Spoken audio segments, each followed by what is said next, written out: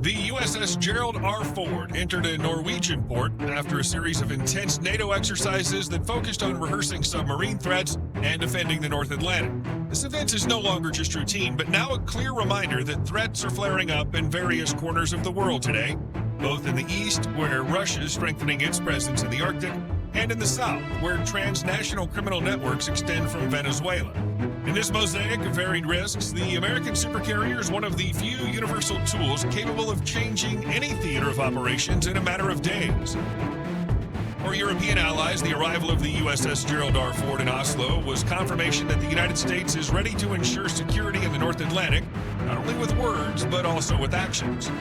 This is especially important against the backdrop of rising tensions in the Arctic, where military routes closely intersect with future economic arteries, trade routes, resources, and energy projects.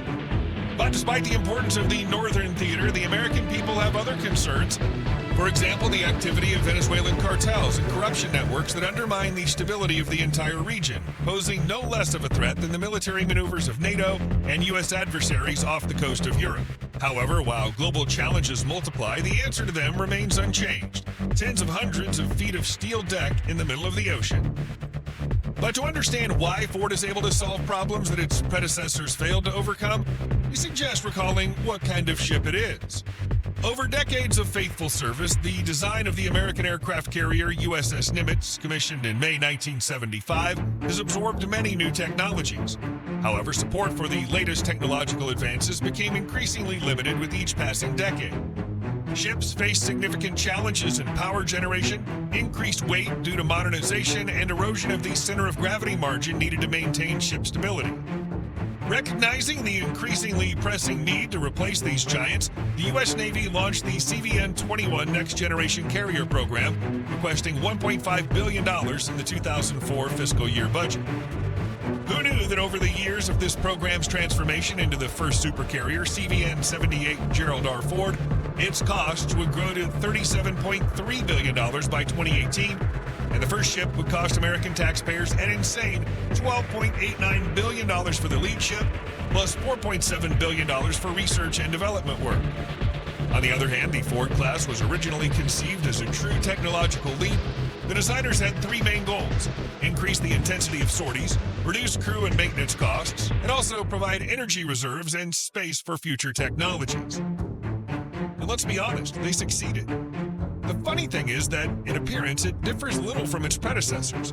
It's still the same good old 100,000 tons of steel, a nuclear power plant, and a large air wing, but the USS Ford's configuration and approach have been almost completely transformed, from its catapults to its radars.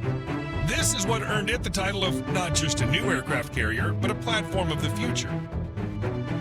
Electromagnetic Aircraft Launch System, EMALS, has become one of the supercarrier's most advanced technologies.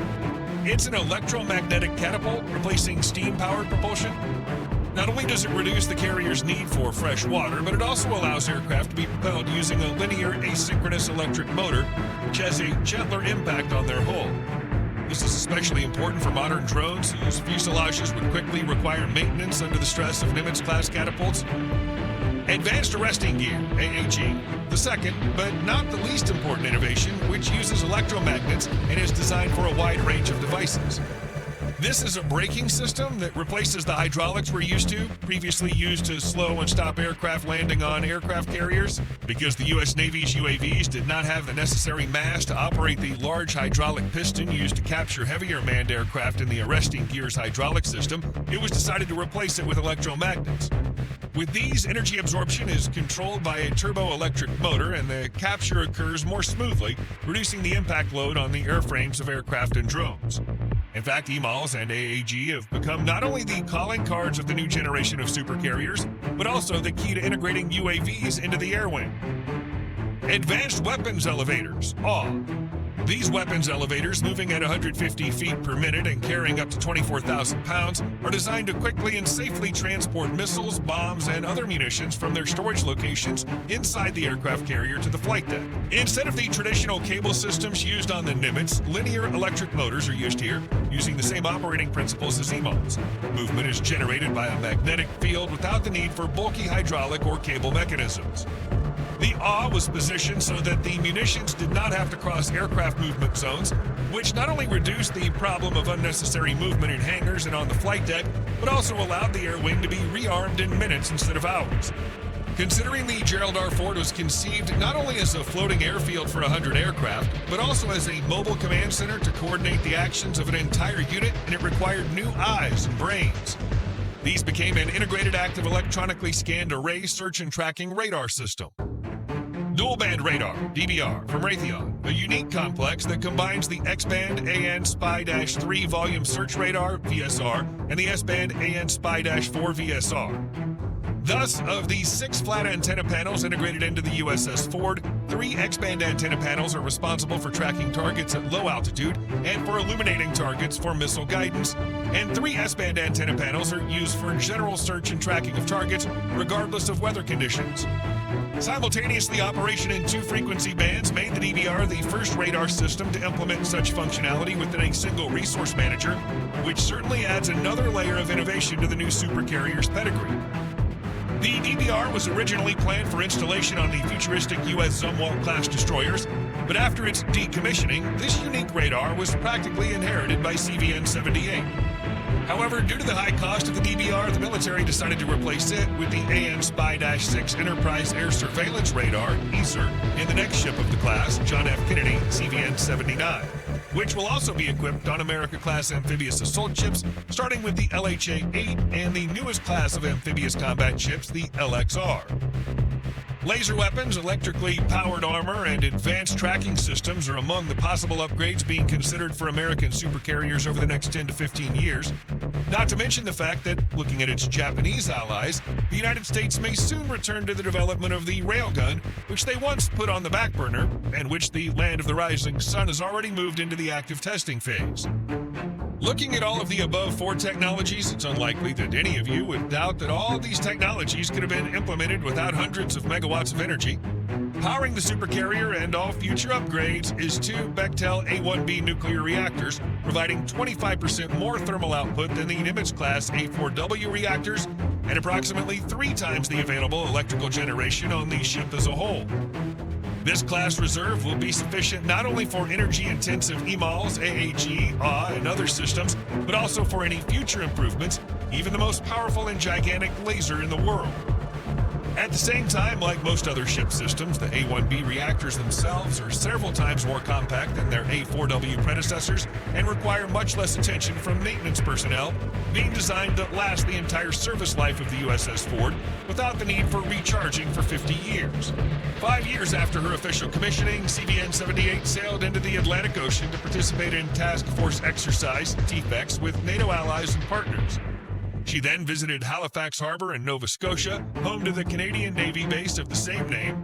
Finally, the ship arrived in UK waters and anchored in Stokes Bay near Gosport before returning to her home naval base in Norfolk in late November 2022. In the spring of 2023, Gerald R. Ford conducted its first full-scale deployment, arriving in Oslo, Norway, to participate in NATO exercises. And in October of that year, immediately following the Hamas attack on Israel, U.S. Defense Secretary Lloyd Austin dispatched a carrier strike group led by Ford to the eastern Mediterranean to bolster regional deterrence efforts. Carrier Strike Group 2, led by USS Dwight D. Eisenhower, later joined the mission to support it. While the carrier remained in the Mediterranean, several escort ships were dispatched to the Red Sea, where they repeatedly intercepted missiles and UAVs launched from Yemen. By the end of 2024, Gerald R. Ford had logged 239 days away from home base, completed 43 resupply missions, flown over 10,396 combat sorties, and traveled more than 83,476 nautical miles. In September of 2025, the supercarrier returned to Oslo, having previously taken part in the multinational Operation Neptune strike in the North and Norwegian seas, including joint exercises in the Arctic Circle with the Royal Norwegian Navy's HNOMS Thor Heyerdahl and HNOMS Maud, the German ship FGS Hamburg, and the French FS Aquitaine and FS Somme. Overall, the Arctic and North Atlantic have once again become an arena of confrontation as Russia is actively modernizing its northern fleet, expanding submarine bases on the Kola Peninsula, and increasing patrols in remote areas, which has raised justifiable concerns among NATO. After all, submarines armed with cruise and ballistic missiles pose a very real threat.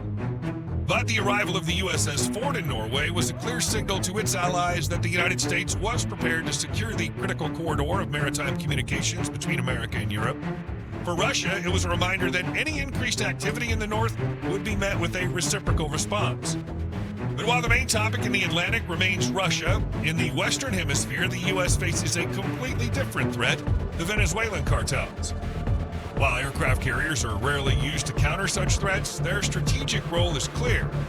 Naturally, the Pentagon doesn't expect Ford to directly participate in anti-cartel raids, but the readiness to provide a military presence in the event of political collapse in the region or armed conflict turning the enemy's balance of power is precisely what every U.S. service expects from supercarrier. Further confirmation is provided by the planned number of Ford-class aircraft carriers, which is 10 units. And while new hulls continue to rise in shipyards, we understand that even in the 21st century, aircraft carriers remain the hard currency of global security. What do you think is the main threat to the Ford-class supercarriers in the next decade, and why? Let us know in the comments below.